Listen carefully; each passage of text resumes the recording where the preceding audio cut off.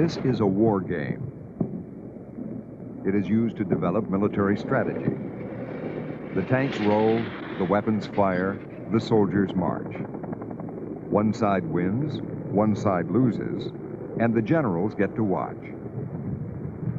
But how do you develop nuclear strategy? How did today's strategies evolve? This is a computer simulation of an atom bomb used in war. It is the latest tool of military planners. They must use it to test new strategies fit for the nuclear age. The challenge now is to develop a strategy to prevent war, not win it.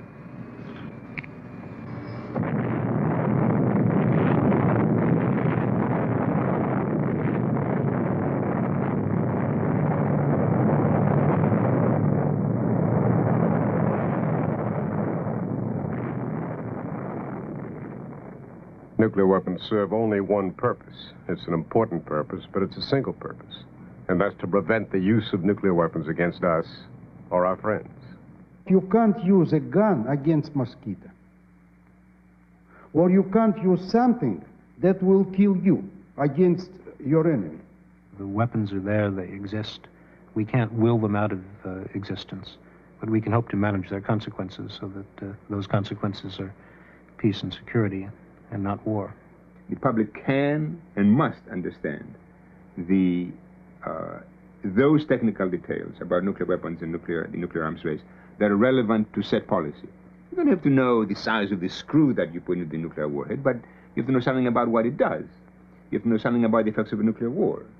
You have to know something about the impossibility of trying to control such a war. Nuclear strategy had its origin in World War II, when both sides used strategic bombing, the deliberate destruction of industrial and population centers from the air. Strategic bombing was meant to break the will of an opponent through terror and mass destruction. This was total war. Everything and everyone could become a target. Society was pitted against society. As the war raged on, a race began to make a new weapon, a weapon ideally suited to the new strategy. I worked in the Manhattan Project in wartime, of course, and I worked essentially out of fear. We believed the Germans were more organized, more able, and certainly more militarily directed than we, and we feared that the atomic bomb would appear first in the hands of the Third Reich, in the hands of Hitler.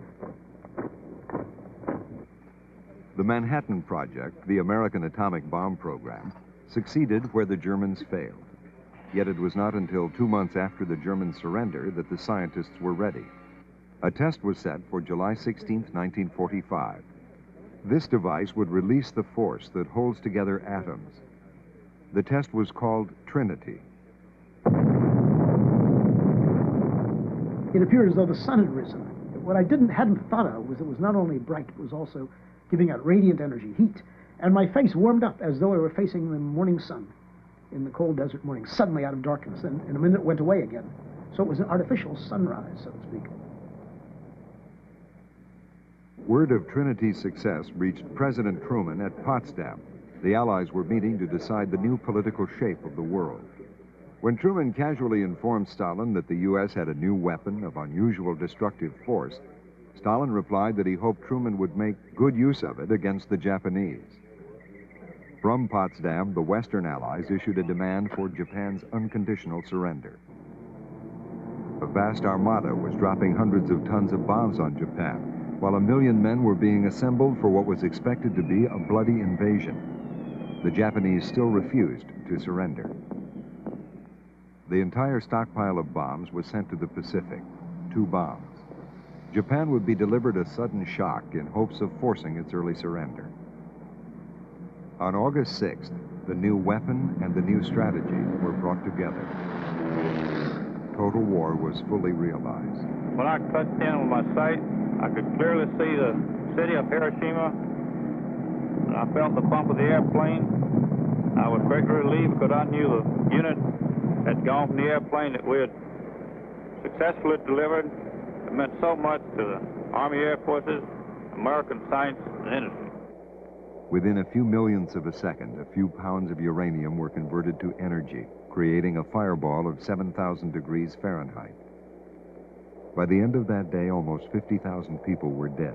Another 100,000 were injured, a third of whom would die in the next weeks. Here is one child who did not die. Here is the face of just one who witnessed that morning, the sun that rose from the west.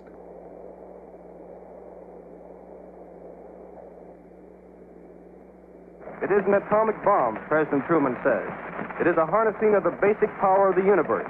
If they do not now accept our terms, Mr. Truman said, they may expect a rain of ruin from the air, the like of which has never been seen on this earth.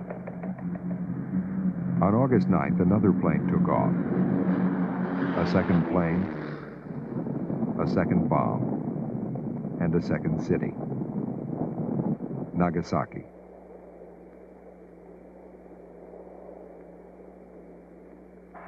Ladies and gentlemen, the President has just announced full acceptance of the unconditional surrender terms by the Japanese.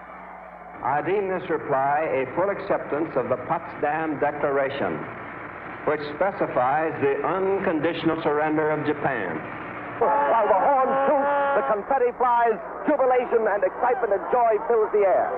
To the cheering crowds, the atom bomb was seen as an instrument of peace. Having found the atomic bomb, we have used it. It is an awful responsibility which has come to us. We thank God that it has come to us instead of to our enemies. And we pray that He may guide us to use it in His ways and for His purposes. The Americans and Russians celebrated their victory. But beneath the surface camaraderie, there was already great mistrust. Professor Michael Knock. The U.S.-Soviet relationship was always a marriage of convenience that only began when there was a common enemy, namely Nazi Germany. And once the common objective was met, all of the old differences came to the fore. There was a lot of discussion whether war with the Soviet Union would be the next phase of the Second World War. So it wasn't a matter of a sort of sharp break. Instead, it was a matter of the resurgence of old antagonisms, ideological differences, political rivalries, different economic systems, and two competing military powers. Celebrating the Allied victory under banners honoring Stalin and Roosevelt, the troops enjoyed a very short honeymoon. But the American GIs would have to be brought home soon, leaving their Soviet counterparts poised across an exhausted Europe, ready, so the Americans feared, to take it over. By October of 1945, U.S. military planners had completed this top-secret study. It was a contingency plan for defeating the Soviet Union with 20 atomic bombs. But at the time, the U.S. didn't have any more bombs.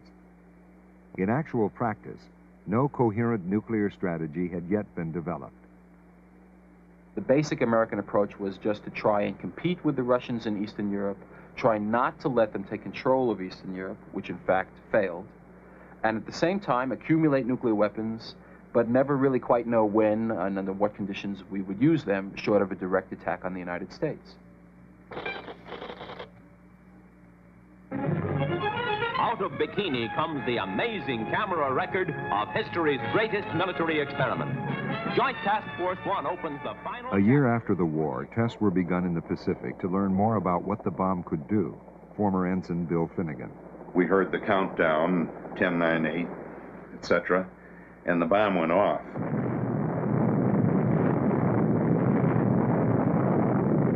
I think the most significant memory I have of that blast was the light and its ever-increasing intensity. It seemed that it was not going to stop, and I'm sure that others like me thought maybe this time there'd been a mistake and this was the end of the world.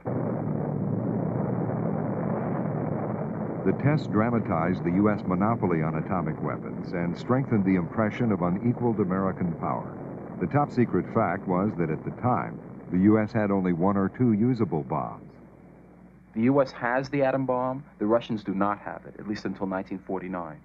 And yet, that's a time when the Soviets, under Stalin's leadership, do very well in terms of consolidating their control over Eastern Europe and making major territorial gains.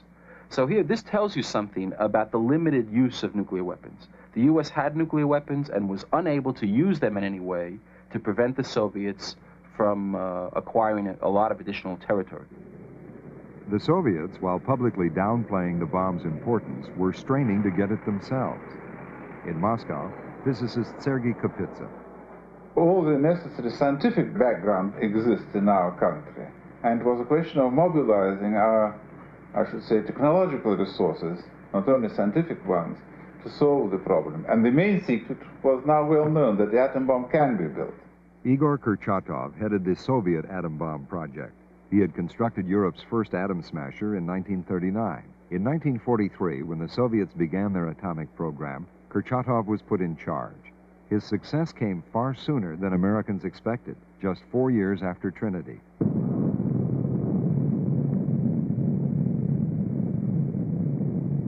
Professor Stephen Meyer. The detonation of the Soviet atomic bomb in 1949 didn't affect Soviet strategy at all. It gave them a weapon that they felt now they could at least match U.S. firepower, but it wasn't until Stalin died in 1953 that the Soviet military was allowed to think about atomic weapons in a revolutionary way. Before then, all the Soviet military writings, which the military officers were talking about strategy, continued to talk about the basic operating factors that developed out of World War II, the use of tank forces, the use of reserves, and excluded the atomic bomb. Although neither side had a fully formed nuclear strategy, they pressed ahead with developing a superweapon, the hydrogen bomb. Ilugulab Atoll was the site of the first American test in 1952. The device would yield a force 1,000 times greater than Hiroshima. A piece of the stars brought down to Earth. With the H-bomb, even a miss of many miles would destroy a city. By 1954, both sides had it. The American nuclear weapons monopoly was broken. But the U.S. still had an important advantage, a monopoly on the means of delivering nuclear weapons. From forward bases near Soviet borders, long-range American bombers could reach almost any Soviet target. This technical and logistic superiority would make possible a new American strategy. By the early 50s, U.S.-Soviet relations had deteriorated dramatically. The coup in Czechoslovakia, the Berlin blockade, Korea, and other conflicts had developed into the Cold War. Secretary of State John Foster Dulles, alarmed by what he saw as Soviet advances around the world, announced the first formal nuclear strategy in early 1954. One of the lessons that some of the Eisenhower administration officials learned from the Korean War was, why fight limited wars? Why sort of fight the communists on their own terms? Why don't we use our advantages, our assets? And they felt, and Dulles in particular felt, that our principal asset was still a major superiority in nuclear weapons.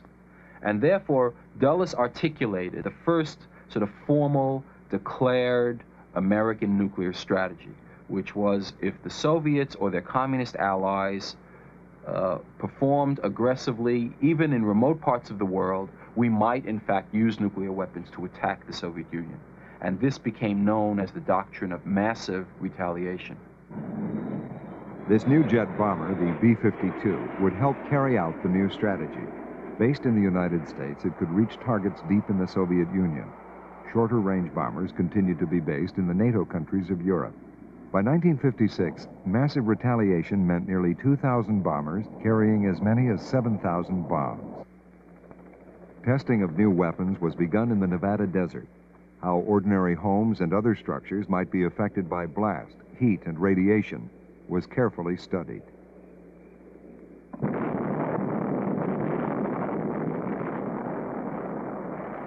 Weapons technicians worked out precise calculations to determine how much damage could be expected from different kinds of bombs.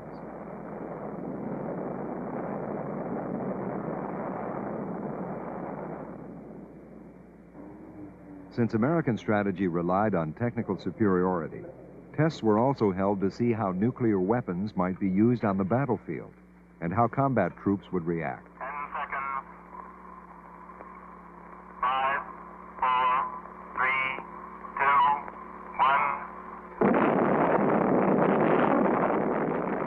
1. This testing helped develop a wide range of nuclear weapons, from cannon shells to lightweight H-bombs. In the mid-50s, such battlefield tactical nuclear weapons began to be deployed with the NATO forces in Europe. The Soviets had their own priorities. In Moscow in 1955, they unveiled their first intercontinental bomber, the Bison. Now they, too, could deliver nuclear weapons long distances. They flew a single test squadron over the Moscow parade again and again. Shocked Western observers thought they were counting many formations. This constant movement of bombers overhead was the effort to try to convince the West that the Soviets were a major strategic power, at least equal, if not better, than the United States, and that there was nothing to be gained by an attack. This strategy appears many times in the future in Soviet Soviet planning as well. It appears with missiles. It appears with their defense systems, where they deploy phony systems that look real, and so that the West believes there's actually more than there is there. The deception worked. U.S. intelligence estimated the Soviets were building thousands of new bombers. For the first time, Americans feared a Soviet surprise attack. On October 4th, 1957, the Soviets gave America yet another shock, Sputnik. If they could send a beeping metal ball circling the Earth, they could also deliver an atomic bomb to Washington or New York. U.S. intelligence began to focus on a new potential Soviet threat, missiles. Sputnik is important because it gave Khrushchev, who was the Soviet leader at the time, the political power to cancel the bomber programs that were in progress and shift the entire structure of Soviet military forces and military strategy towards the concept of missile nuclear warfare, marrying nuclear warheads with nuclear missiles. And that became the basis of Soviet military thinking throughout the 60s and the 70s. In response to Sputnik, the U.S. speeded up its own missile program to close what it saw as a missile gap. By the late 50s, it was able to begin basing these intermediate-range missiles in Italy and Turkey, encircling the Soviet Union. Sputnik also forced a reevaluation of massive retaliation.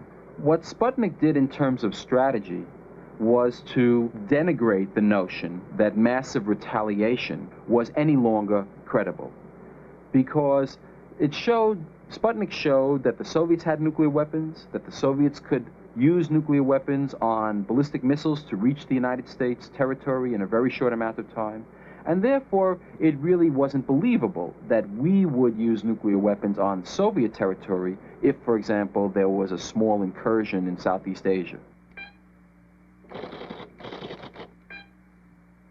A massive retaliation disappeared as a realistic strategy at the time at which the Soviets developed a credible nuclear capability of their own. We therefore went to the doctrine of flexible response, which says, in effect, that we will respond in a fashion which is commensurate with the aggression. In other words, we'd meet conventional attack with conventional attack. If we went on to a limited tactical nuclear war, then we would respond with tactical nuclear weapons. And in case of a strategic exchange, we'd respond that way. We proposed flexible response with a very high threshold, meaning that we could hardly conceive of circumstances in which NATO could benefit by initiating the use of nuclear weapons. The new strategy was suddenly put to the test. In October 1962, aerial reconnaissance photographs revealed that the Soviets were secretly building missile bases in Cuba. The president called an emergency meeting of his top advisors. With missiles at its doorstep, the U.S. was threatened by nuclear weapons for the first time. On October 23rd, President Kennedy went on television. It shall be the policy of this nation to regard any nuclear missile launched from Cuba against any nation in the Western Hemisphere as an attack by the Soviet Union on the United States, requiring a full retaliatory response upon the Soviet Union. Many people rushed to stock up on food and supplies as the two nations seemed to edge toward war. I can say without any qualification whatsoever that at no time during the Cuban Missile Crisis did we contemplate the initiation of the use of nuclear weapons.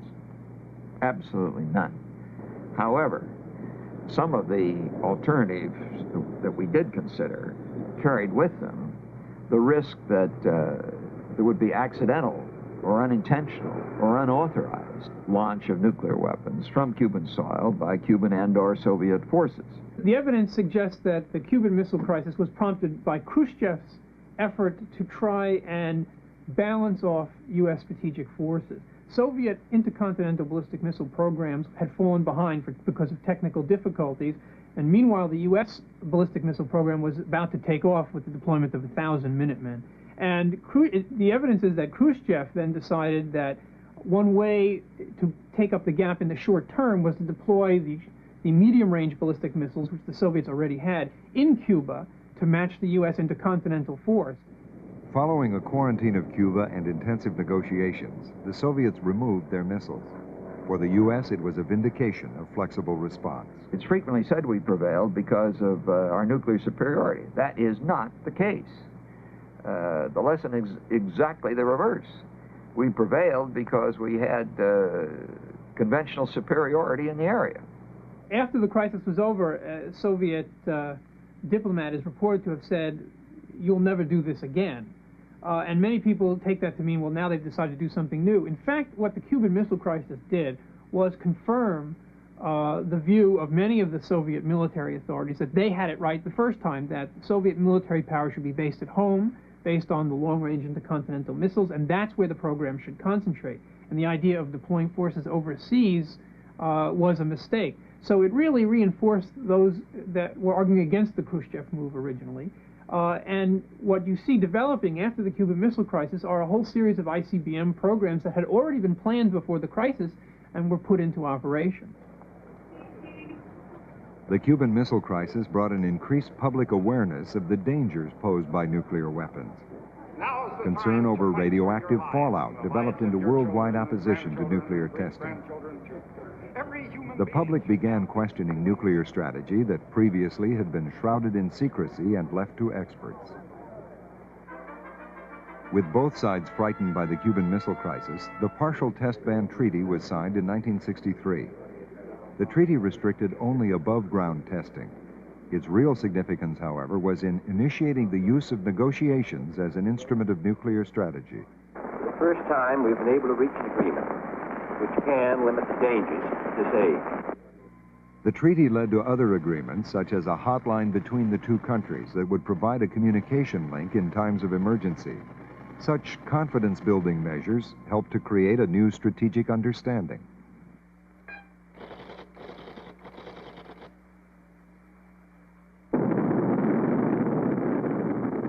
By the mid-60s, the Soviets finally began deploying the intercontinental ballistic missiles the U.S. had expected almost a decade earlier.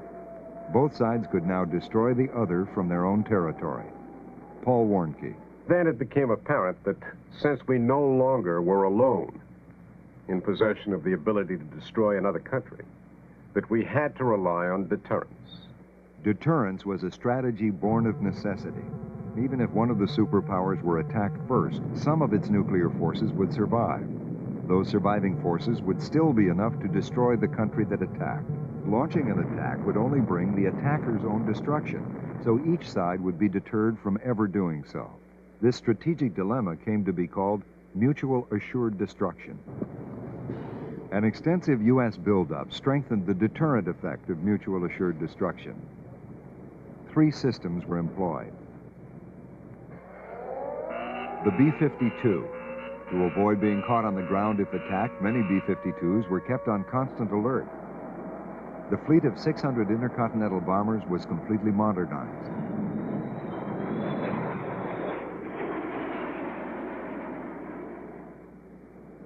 The Polaris, a new kind of submarine that carried missiles. The missiles could be launched from underwater, and the submarine could carry as many as 16 of them. By hiding in the ocean and moving constantly, the Polaris could survive an attack and retaliate. The Minuteman, a new land-based intercontinental ballistic missile. It was made more survivable by burying it underground in concrete-hardened silos. Only a direct hit could destroy it. 1,000 were deployed throughout the Midwest. Together, the 3 systems came to be known as the Triad. The Soviets, however, took another path. Professor Meyer. They had serious technical problems with their bomber programs all along, so that option was put aside. Missiles were deemed to be superior, They had technical problems with their missiles to the extent that the idea of a large submarine-based force was not practical at the time. Their most reliable force, and it was not very reliable, but it was their most reliable force, were the ICBMs, which were land-based, that they could control, that they could maintain in real time in order to keep them operating. The Soviet deterrent relied mainly on their more numerous land-based ICBMs. Eventually 1,400 strong and heavily protected, enough could survive an attack to deliver a devastating reply. Mutual assured destruction isn't a theory, it's a fact. It's a fact of life or a fact of death. The fact is that if one side attacks the other with nuclear weapons, both sides will be destroyed.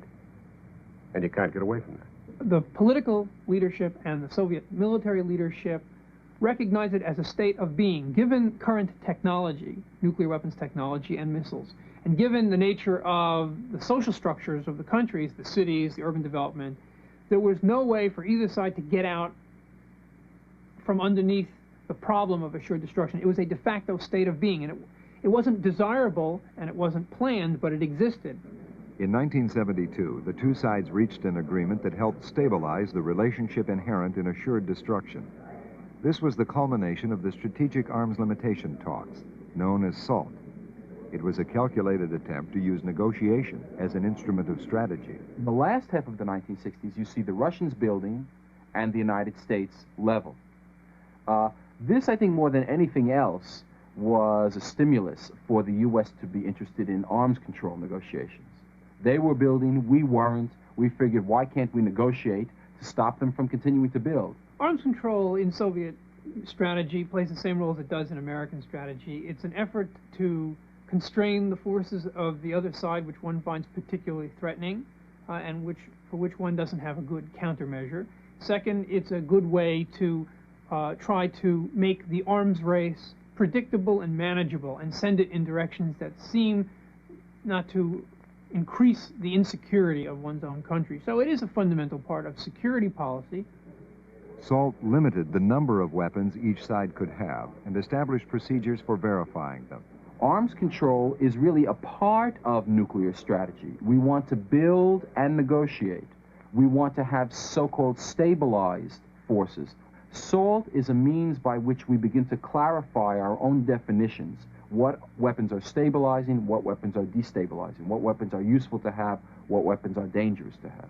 It's important that the U.S. introduce into its inventories weapons which stabilize rather than destabilize the relationship between the powers. If we were to introduce into our inventories weapons that appeared to the Soviets to be threatening a first strike against their forces, with the possibility that that first strike would so destroy their nuclear forces as to leave them without an ability to respond to us, to our strike, that would be very dangerous, and it would lead them to possibly try to preempt our strike under certain circumstances. And that's what I mean by destabilizing. With SALT, Brezhnev and Nixon acknowledged the balance of terror that is at the heart of mutual assured destruction. They attempted to make that balance less precarious. But at the same time, weapons technology they had left out of the agreement threatened to change the new strategic equilibrium.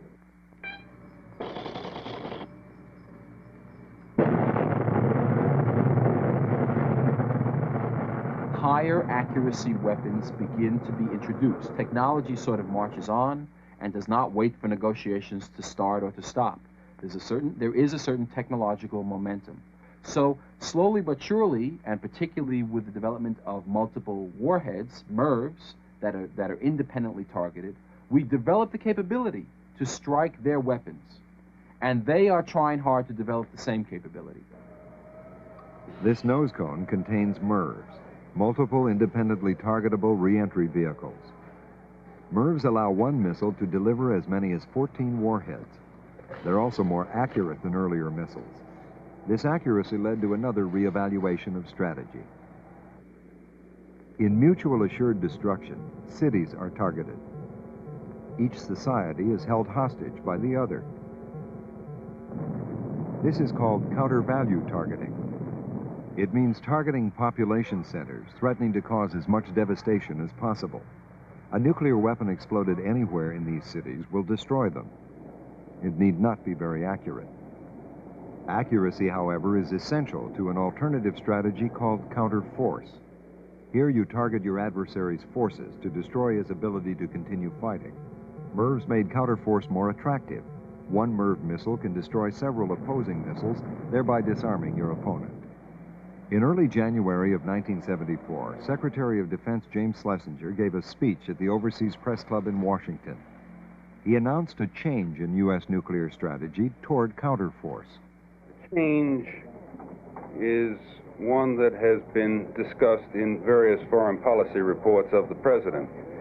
What the intent is more effective deterrence of the possibility of strategic warfare, because it is known by all parties that the President of the United States has options other than the devastating option of going against the cities on the other side. What Schlesinger then says in 1974 is, we need weapons to be able to strike with just limited capability.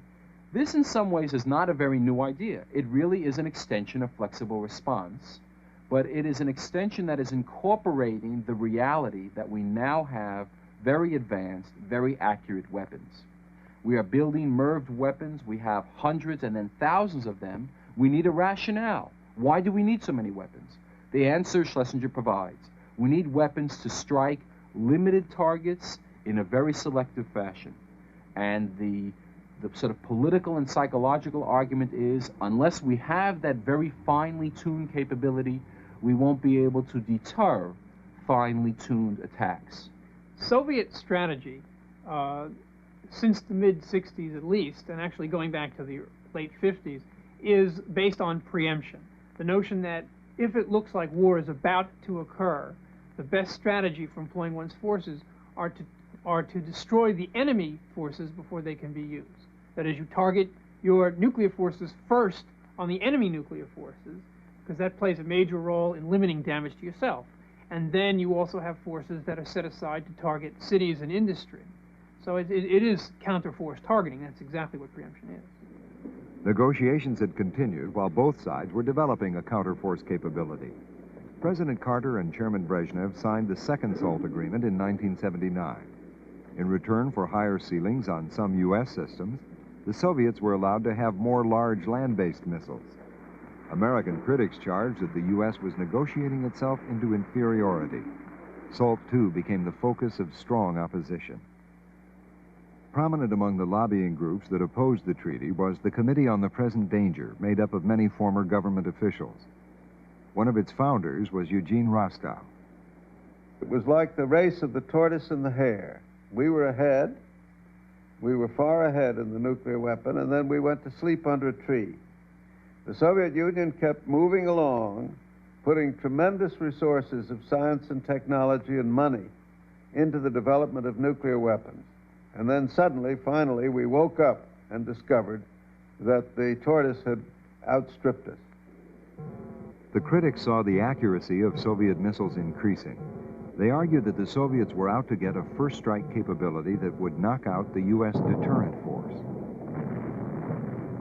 By threatening to make a first strike against our ground-based missiles, our submarines in port, our planes on the ground, they think they could make the rest of our nuclear arsenal irrelevant, prevent any response, and thus coerce us politically. Others argued that even if this were the Soviet intention, to actually be able to launch a first strike successfully is highly unlikely. Professor Kosta Tsipas.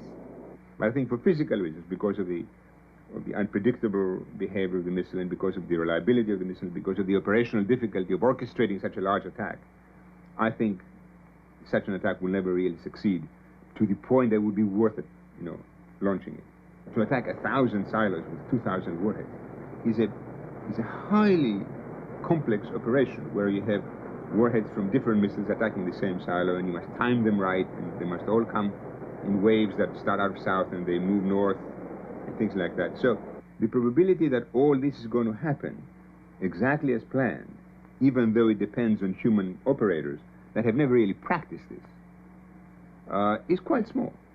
Most probably what's going to happen is going to be massive confusion. Some of the missiles will go off, some will not go off. We see what happens with NASA quite often. I mean, they want to launch a single missile and they have to stop once in a while. Now, you can't do that if you're trying to have a nuclear attack against another country. You just push the button and you wonder what happens. Sometimes the button will be pushed and the missile will go, and sometimes it will not. I don't think the central problem is whether the Soviet Union would actually undertake a preemptive first strike. The real problem is, I think, that the existence of a Soviet capacity to take a first strike would have a profound, and is having a profound effect on Western political attitudes. The Carter White House, wary of losing the balance of power, gave the go-ahead for the new MX missile system. The system is survivable, it's verifiable, it has a minimum impact on the environment, it's affordable in cost, and it's consistent with our SALT goal of deep reductions in strategic arms. The MX is essentially as much a political response as a military response. He's saying we need a kind of shot in the arm, if you'll pardon the metaphor, to show that we're still competing with the Russians, that we're able to build large and effective missiles just as they are. Originally, the MX was to be hidden in an elaborate underground maze to make it more survivable. In authorizing the MX, the Carter administration moved U.S. nuclear strategy further toward counterforce. MX is sort of a premier counterforce weapon. It has large numbers of warheads on a relatively small number of missiles. The warheads are very accurate. They can attack Soviet missile silos. Therefore, it's very much designed to be a counterforce weapon. And from the perspective of the U.S. Air Force, it's desirable because their job is, if war comes, to be able to destroy the enemy and to be able to destroy the enemy's forces. And they want the most capable weapons they can have at their disposal. The MX provides them such a capability, even though it makes other defense strategists and other politicians very nervous. It's basically a first strike weapon which threatens the Soviet deterrent and thereby provides them with very strong incentives for launching a first strike to try and destroy our MX before we get it off the ground.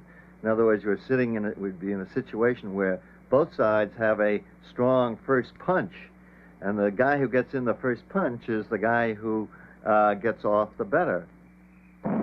President Carter authorized 2 other new missiles. This one, the Pershing II, is meant to have pinpoint accuracy.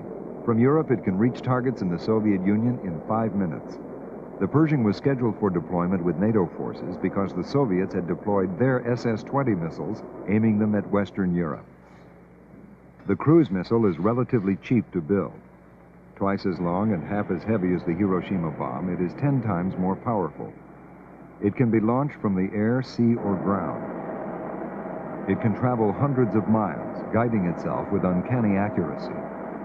But because it is also so easy to hide, it is extremely difficult to verify in any arms control agreements. Now we're moving into a place where we have a new generation of weapons, Pershing missiles in Europe, cruise missiles in Europe, and the MX and other very accurate long-range missiles based in the United States. Now these new weapons, in my view, do not improve our security because they are not deterrent weapons. What they are is weapons which are only useful if you use them first. And in fact, they provide incentives for initiating a nuclear war rather than for deterring a nuclear war.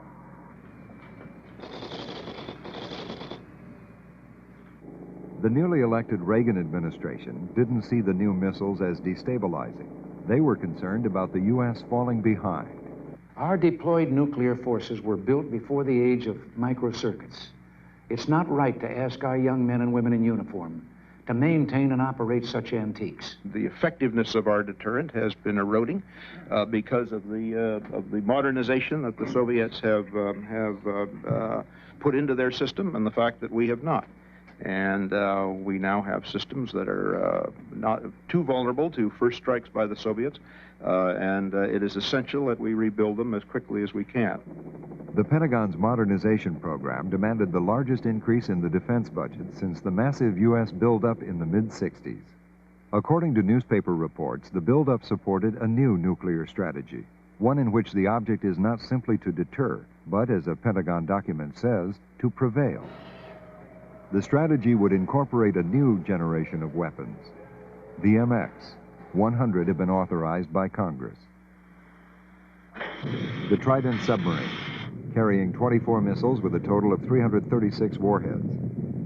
For the first time, a submarine-launched missile had been designed to have the accuracy of a land-based ICBM. The B-1 bomber, canceled by the Carter administration, but then revived.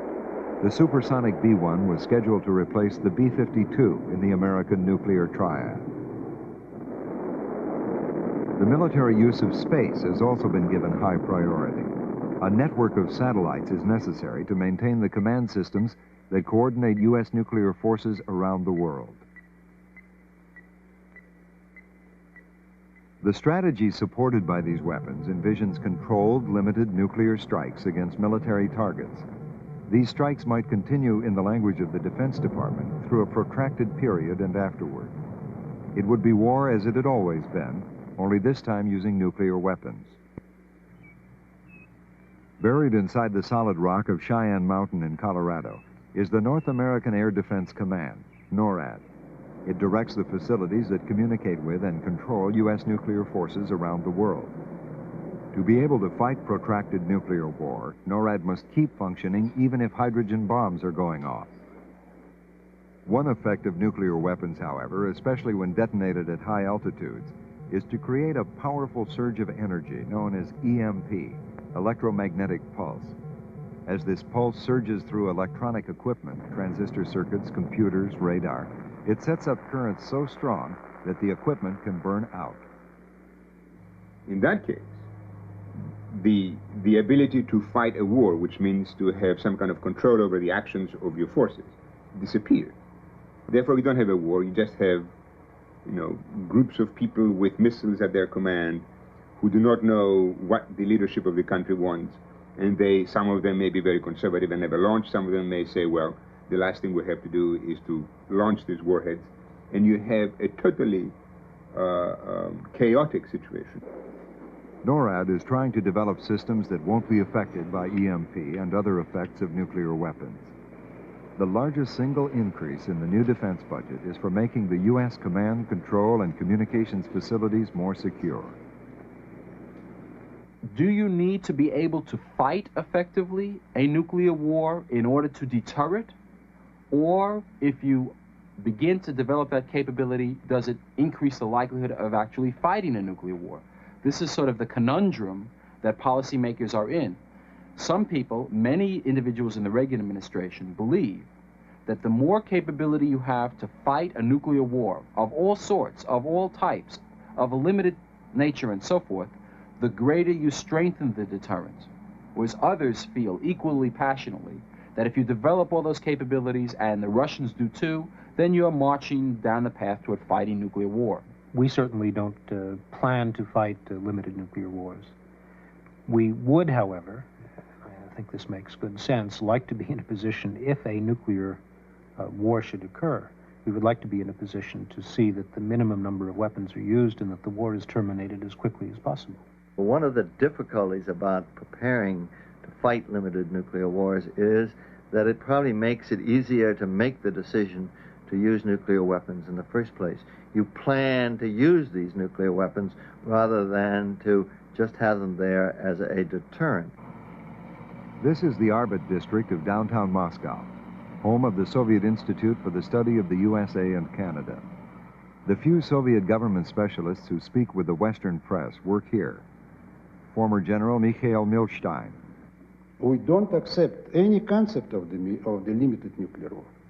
We strongly believe that if so-called limited war starts, it immediately will escalate into a nuclear holocaust. For the areas where the limited nuclear war will be carried on, it will be not limited. It will be a total catastrophe.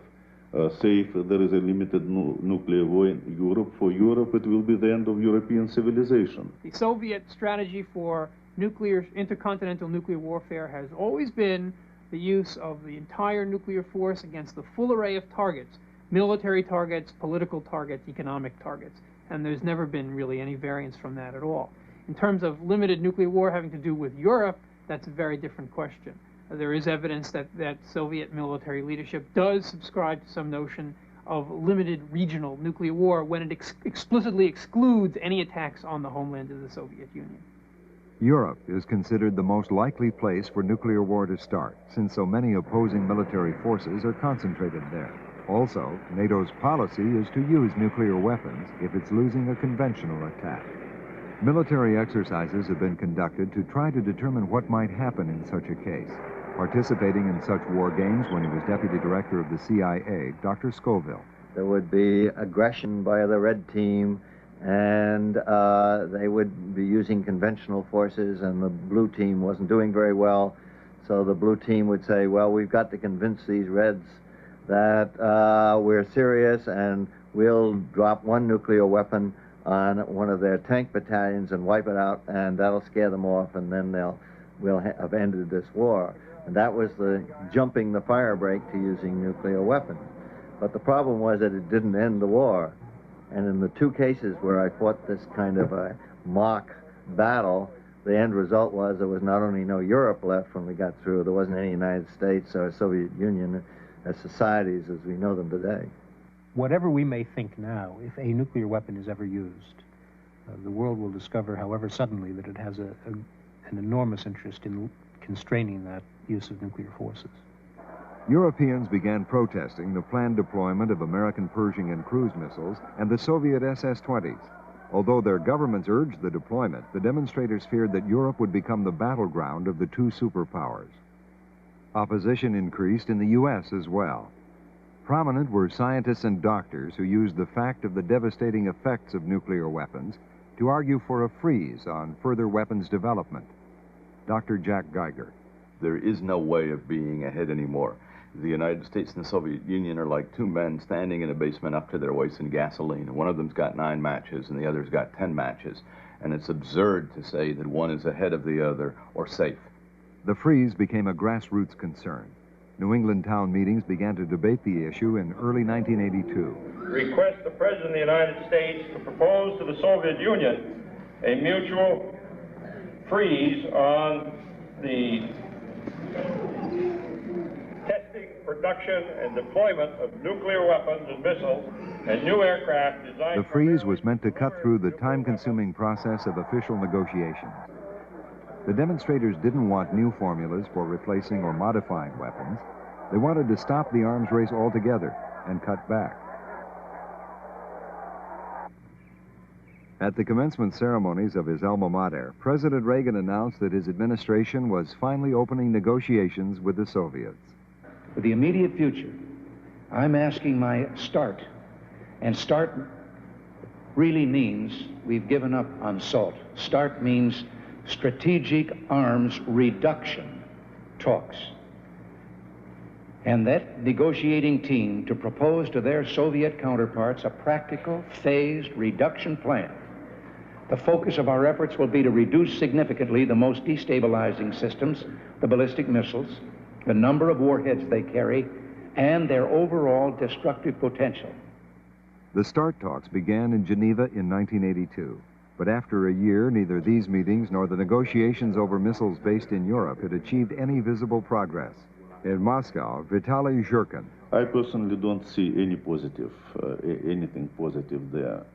I see an attempt, first of all, to decrease, to limit and decrease only those systems of strategic weapons where the Soviet Union is stronger.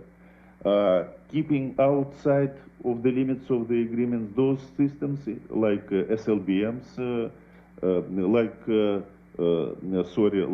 cruise missiles, like bombers, some others, in which the United States are stronger. The Soviets felt the U.S. was using the talks to get ahead. The U.S. argued the Soviets were using the talks to stay ahead. But even with decades of mistrust and new weapons development, negotiations remain an integral part of nuclear strategy. The record shows, in my opinion, that the Soviet Union is serious about nuclear arms control. And I think the reason that they are serious is the reason why we can trust them in this regard. You can trust anybody to act in their own self-interest. It is in the national self-interest of the Soviet Union to prevent nuclear war. They recognize they could not survive a nuclear war. I would trust them a lot more if I had good information as to what they were actually doing. One thing we've learned in the arms control context in the past is that the Soviets will exploit loopholes and uncertainties in agreements that have been concluded, and they will exploit them sometimes with some very unpleasant surprises. There is no need to trust them. I would not trust them. Why should anybody else trust them? But I don't have to trust them. I'm perfectly willing to sit down and negotiate with them as long as any kind of agreement we end up with is verifiable by national technical means of verification, namely by satellites or other means that do not have any kind of subjective kind of component in it. I don't have to trust you if I can see what you're doing all the time. First of all, we're not lovers. Neither the United States nor the Soviet Union. Even lovers don't trust each other, you know. Well, at least they have to be a little bit suspicious. But speaking seriously, well, it comes, first of all, through talks, through negotiations, through verification. It comes through coming to an agreement, a real agreement, which based on two principles which were accepted by four American administration: parity and equal security. And if all these things are fulfilled, I mean, going to life, then the trust will come somehow. The general thrust of administration policy has been to propose to the Soviets reductions in forces, strategic forces, and theater nuclear forces that would have the effect of reducing the threat that we perceive emanating from the Soviet Union, and would perhaps, one doesn't really know quite what they think, reduce the threat that they may perceive coming from the United States. And that situation is a much more stable one than the one we have now. Today, both sides face each other with huge arsenals and with strategies and weapons that may make war and accident more likely. But in April 1947, the United States had 0 ready atomic weapons. And now we have some 25, 30,000. The Russians have some 15, 25,000, adding up maybe to 50,000 total or more. This extraordinary increase, 50,000, each one Hiroshima-like, so to speak, many of them much larger, only a few smaller, is a new phenomenon in our day. We don't really know how to understand it. That's the trouble. The diplomats and the military have felt, well, it's always easier to get more than fewer. It's always safer and surer and stronger appearing. Let's get more. That was the way it was in the past. They've not understood that this is now a great danger, a mutual danger in which both superpowers live. They are each able to destroy the other and themselves by initiating this effect. And I think there's no security in the long run except reducing the number very, very sharply. If we are making errors, they are on the side of caution, and we are saying, let us make sure we have that little extra rather than not have enough. The irony of this, of course, is that if the Russians in fact feel the same way, it propels a tremendous amount of momentum to our competition. And we just keep each saying to each other, we better be safe than sorry, and we keep building, and maybe one day we'll make a mistake with catastrophic consequences. If the goal of strategy is to ensure the security of a nation, a successful strategy in the nuclear age remains elusive and uncertain. But there is no uncertainty about the effect of the weapons both sides have. If the strategy of deterrence fails, it could release the most destructive arsenals ever assembled. In World War II, the total destructive force expended by all the warring nations amounted to roughly 3 megatons. A megaton is the destructive force equal to 1 million tons of TNT. From 1939 to 1945, about 3 million tons of TNT were exploded. 3 megatons. Today's nuclear arsenal is equal to almost 15,000 megatons, nearly 5,000 World War IIs, ready to be unleashed at a moment's notice. If this arsenal were made up of only Hiroshima-sized bombs, and if one bomb were dropped every 3 seconds another Hiroshima, the nuclear rain would fall for 40 days and 40 nights without end.